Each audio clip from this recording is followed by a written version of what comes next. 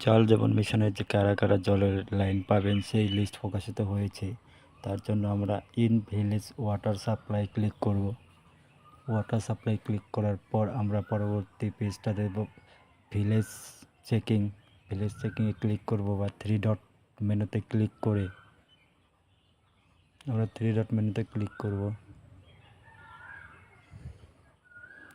জল জীবন মিশনে কারা কারা জলের লাইন পাবেন সেই লিস্ট প্রকাশিত করেছে সেন্ট্রাল গভর্নমেন্ট অফ ইন্ডিয়া। থ্রিটা ক্লিক করে আমরা ড্যাশবোর্ডে ক্লিক করব। ড্যাশবোর্ডে ক্লিক করার পরবর্তী পেজ আমাদের সামনে চলে আসবে।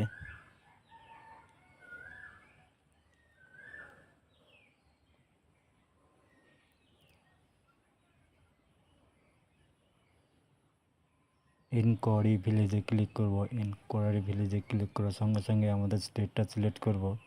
স্টেট যেহেতু ওয়েস্ট বেঙ্গল তাই ওয়েস্ট বেঙ্গল সিলেক্ট করছি। তারপর আমরা ডিস্ট্রিক্টে সিলেক্ট করব। ডিস্ট্রিক্টে সিলেক্ট করার পর আমি এখানে তুফানগঞ্জ সিলেক্ট করব। তুফানগঞ্জ তোমরা এইভাবে তোমাদের স্টেপ বাই স্টেপ করে তোমাদের লিস্টে নাম আছে কিনা সেটা চেক করতে পারবে।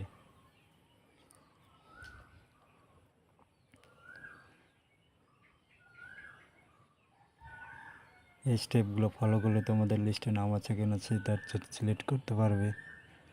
এখন আমি তুফানগঞ্জ লিখবো, আলিপুরদুয়ার হচ্ছে না, তুফানগঞ্জ লিখে নেব।